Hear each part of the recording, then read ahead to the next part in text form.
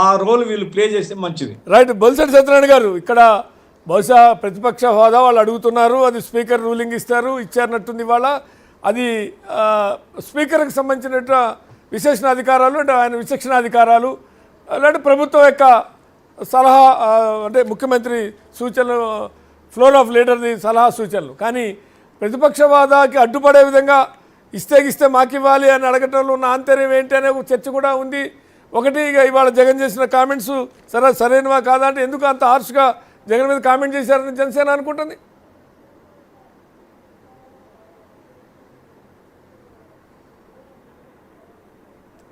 మ్యూట్లో ఉన్నట్టుంది పురుషోత్తం గారు, ఒక్కసారి చెక్ చేయరు. సారీ, బొలిశెట్టి సత్యనారాయణ గారు.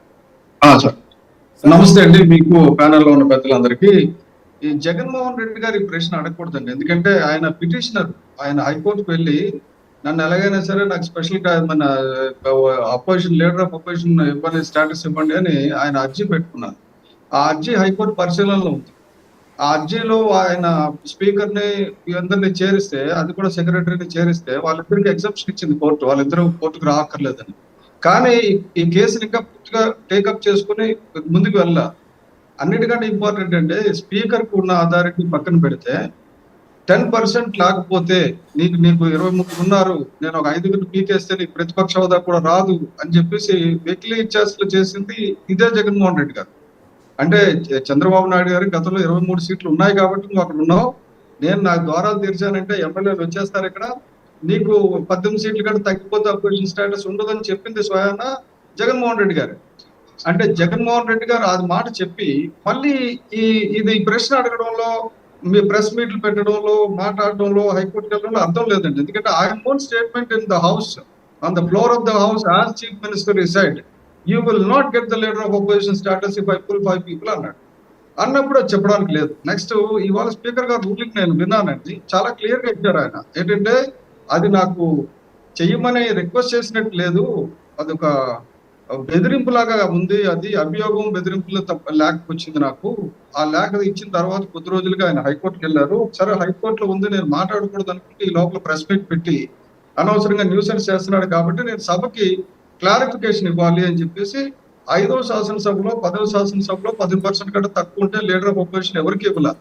ఇది కొత్తది కాదు, ఇదివరకు ఇవ్వలేదు, గతంలో ఇవ్వలేదు, ప్రెసిడెన్స్ ఉంది కాబట్టి నీకు ఇచ్చే అవకాశం లేదు. నెక్స్ట్, మన పొరుగు రాష్ట్రం అయిన తెలంగాణలో 9/6/2019లో ఆ నంబర్స్ తగ్గాయని చెప్పేసి అపోజిషన్ స్టాట్స్ ఇచ్చింది విత్డ్రా చేశారు. కాబట్టి మీకు అడగడానికి అధికారం లేదు. అలాగే ఆర్టికల్ 100/3 189/3 ప్రకారంగా, కాన్స్టిట్యూషన్ ప్రకారంగా కూడా 10% లేకపోతే నీకు లేదని చెప్పేసి ఆయన ఇవాళ రూలింగ్ ఇచ్చారు. స్పీకర్ రూలింగ్ ఇస్తే దాన్ని మనం కాదనడానికి కానీ చెప్పడానికి కానీ లేదు. అన్నిటికంటే ఇంపార్టెంట్ అంటే జగన్మోహన్ రెడ్డి సెల్ఫ్ డిక్లరేషన్.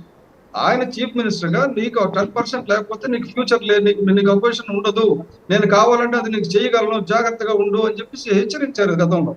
కాబట్టి అది చెప్పడం తప్పు. సరే, అది స్పీకర్ గారు ఆయన ఏం చేస్తారో చేస్తారు.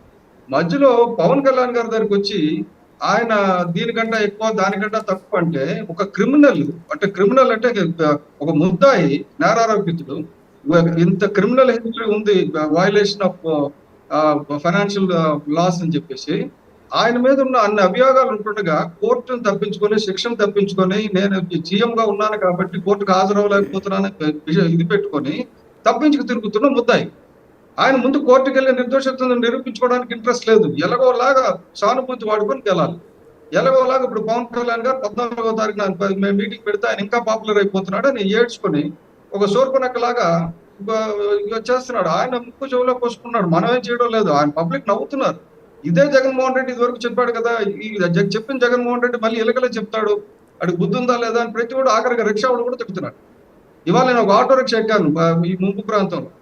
నేను ఆయన అడిగాను, ఇలా అన్నాడంటే బుద్ధి ఉండాలి కదండి, ఇదివరకు చంద్రబాబు నాయుడుకి 23 వస్తే 5 తీసేస్తే నీకు ప్రతిపక్ష హోదా పోతుందని చెప్పాడు కదా, ఈయన మనిషి కదా, బుద్ధి ఉండదా అంటే ఆఖరికి చిన్న లెవెల్లో ముంపు మండలంలో చిన్న ప్రాంతంలో ఉన్న ఆటో రిక్షా వాడు కూడా మాజీ సీఎం అసహించుకునే పరిస్థితి వచ్చారు. గఫూర్ గారు చక్కగా చెప్పారు. ఇప్పుడు ఆయన గఫూర్ గారు కానీ నేను కానీ ఇప్పుడు అసెంబ్లీలో లేము, ఏదైనా తేడా వస్తే తిరగబడుతున్నాం కదా, ఆ తిరగబడడానికి వాయిస్ కి నాకు ఇన్ని గంటల సమయం కావాలి, నాకు లీడర్ ఆఫ్ అపోజిషన్ స్టేటస్ కావాలి. అసలు నీ బాబాయ్ చచ్చిపోతే నువ్వేం చేసావు? Right. అసలు నీ తల్లిని చెల్లిని పైకి తోసేసి ఇవన్నీ ఉన్నాయి నీ రైట్, పెళ్లిలో. మళ్ళీ వస్తా.